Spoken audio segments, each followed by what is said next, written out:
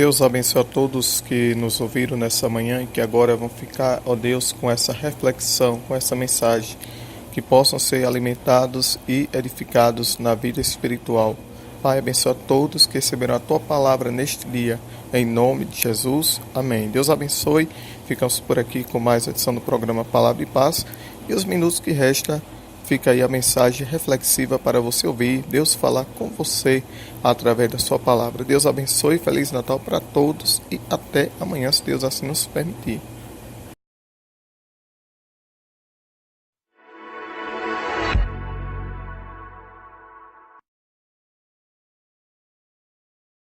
O que significa o Natal?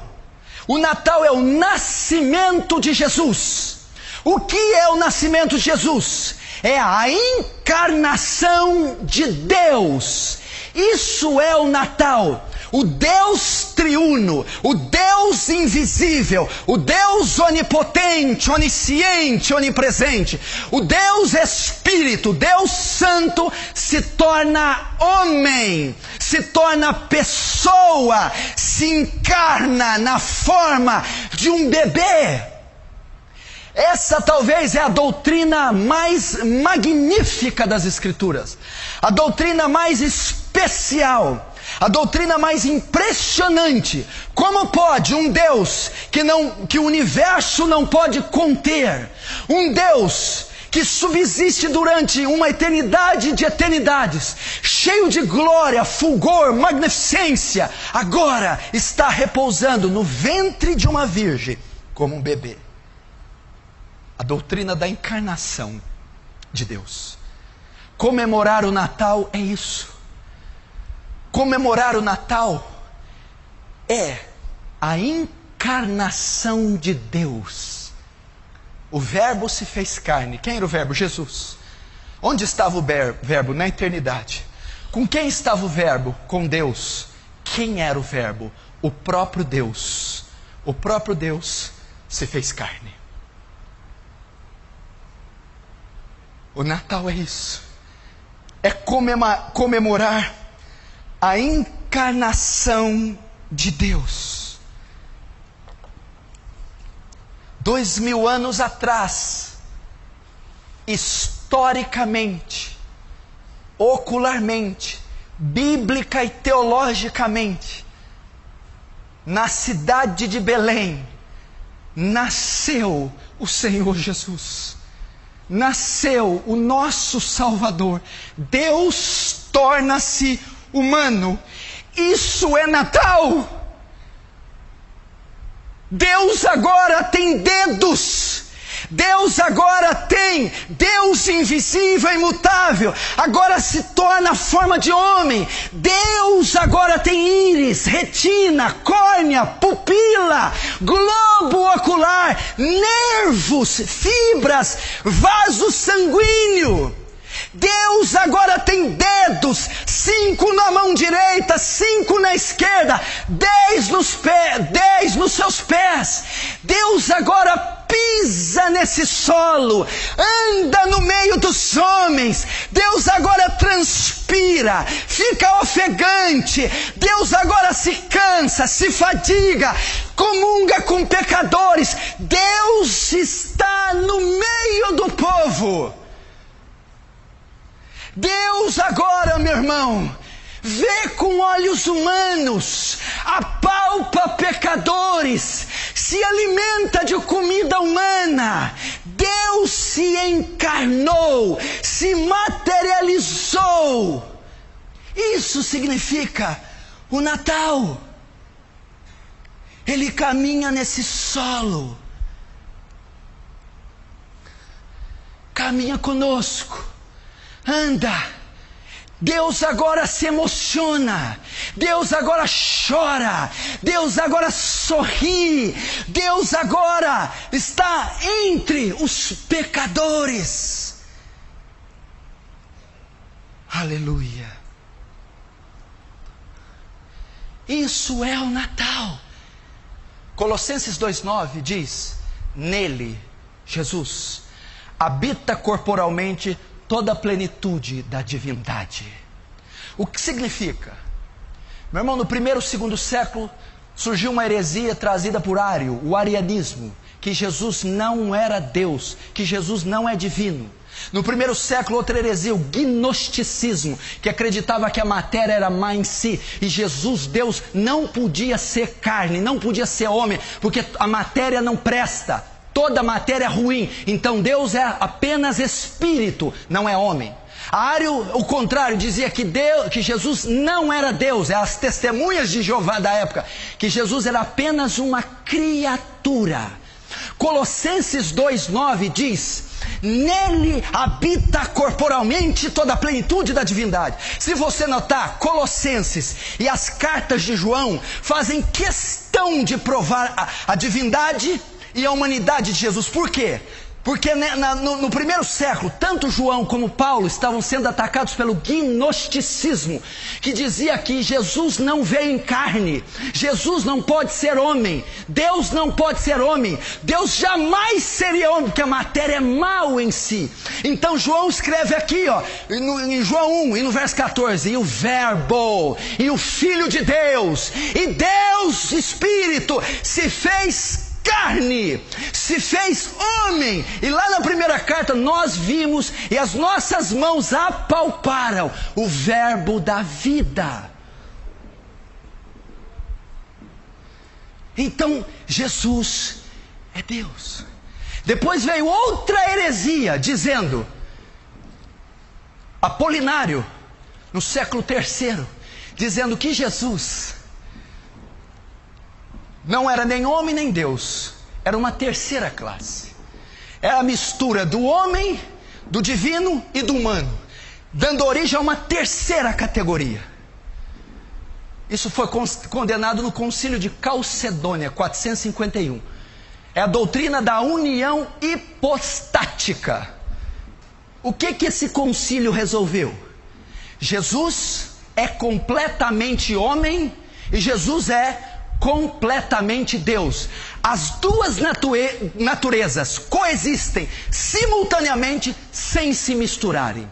União hipostática, da palavra hipostasis, quer dizer pessoa. Ou seja, duas naturezas em uma só pessoa. Isso é o Natal. A união hipostática. Deus divino com a forma humana em uma só natureza. Jesus sentia calor, frio e fome. Homem. Jesus nunca pecou e era onisciente. Deus. Isso é o Natal. Ele se materializou na história. Ele entrou no tempo. Olha o que mais que diz da encarnação. Veja só. João 1, verso 8. 9. 8 e 9. Ele não era a luz, João Batista, mas veio para que testificasse da luz, a saber, a verdadeira luz, que vinda ao mundo, ilumina todo o homem. Verso 10. O verbo estava no mundo, e o mundo foi feito por intermédio dele. Olha essa declaração bombástica. Ele criou o mundo, Ele criou o cosmos, Ele criou o universo, as galáxias, as estrelas, as células, os animais, os seres vivos. Mas Ele mesmo entrou no mundo, um Deus atemporal, eterno e infinito. Agora entra no espaço e entra no tempo. Isso é o Natal. Ele agora, o Criador do universo, faz parte da criação. Ele faz parte do Cronos. Ele faz parte do mundo. Ele faz parte da matéria. O invisível se torna visível. O imortal se torna mortal. O sobrenatural se torna natural. Isso é o Natal. A encarnação de Deus. Mas, notem ainda, por que o verbo se fez carne? Por que Deus se tornou homem? Por que Deus nasceu na forma de um bebê no útero, no ventre de uma mulher. Porque Deus entrou na terra em forma humana? Porque Ele se encarnou. Primeiro, vamos aprender. Para Ele sentir nossas dores e tentações. Sabe por que Ele encarnou? Por causa disso aqui, ó. Porque nós não temos um sumo sacerdote que não possa compadecer-se das nossas fraquezas. Porém, um que tudo como nós foi tentado, mas sem pecado.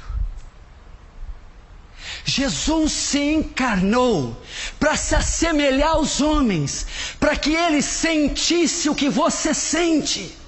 Deus se fez homem para saber o que o povo dele sente. Deus se fez homem para saber quais os efeitos da queda, o que ele causa de ruim na vida do homem. Deus se fez carne para sofrer como você, para sentir seu sofrimento. Deus se fez homem para sentir as mesmas dores que você. Esse foi um dos propósitos da encarnação. Deus se fez homem para ser tentado como você. A Bíblia diz que em tudo Ele foi tentado. Ele foi tentado na cobiça, Ele foi tentado na ira, Ele foi tentado na incredulidade, Ele foi tentado na rebeldia, Ele foi tentado no esfriamento. Em tudo a sua semelhança. Então o propósito da encarnação de Deus é se fazer como um de nós, é sentir o que nós sentimos, é sofrer o que nós sofremos. Ele teve dores, Jesus se cansou, Ele dormiu no barco, Jesus teve fome quando estava viajando com os discípulos, Jesus ficou triste, chorou na morte de Lázaro, ficou agoniado no Getsêmani, Jesus sentiu solidão, abandono. Por isso Ele se encarnou, porque você sente tristeza, porque você chora, porque você sente dores, porque você é tentado até o limite da sua carne. E por que Jesus sofreu e foi tentado como você? Para que Ele possa saber o significado da dor, para que Ele possa ver qual é o limite que você pode ser tentado, para que fazendo assim Ele possa te auxiliar nas suas fraquezas, para que Ele possa ajudar você a vencer a tentação, uma vez que você é tentado, para que Ele possa te consolar na sua tristeza, uma vez que Ele já esteve triste, para que Ele possa aliviar sua dor, uma vez que Ele teve dores. Homem de dores, Isaías fala, experimentado nos trabalhos, sabe o que é padecer. Não tinha beleza nem formosura para que nós o desejássemos. Foi isso, em tudo foi tentada a sua semelhança, para Ele dizer junto ao Pai: eu sei o que eles sentem, eu sei o que eles sofrem. O propósito da encarnação de Jesus foi tomar suas dores. O propósito da encarnação de Jesus foi ser tentado como você. O propósito da encarnação de Jesus foi viver o que você vive no dia a dia. É tomar seu fardo, o seu jugo, é passar por situações das mais detalhadas e cotidianas que você passa, para que Ele possa, como o escritor diz, nós não temos um sumo sacerdote que não possa se compadecer de nós. O nosso sumo sacerdote pode se compadecer. Ele sabe o que é padecer, Ele sabe o que é ser tentado. Então Ele conhece nossas dores, conhece nossos limites, conhece nossas peculiaridades, sabe o íntimo do seu ser, conhece o oculto da sua alma, o íntimo dos seus pensamentos, as dores mais agudas, os traumas, os complexos, os conflitos dos mais absurdos. Jesus sabe. Ele foi carne como você, Ele transpirou como você, Ele sangra como você, Ele sentiu medo como você, pânico como você, Ele foi tentado como você. Você acha que isso é prova de amor? Para ajudar nas nossas fraquezas. Isso é Natal.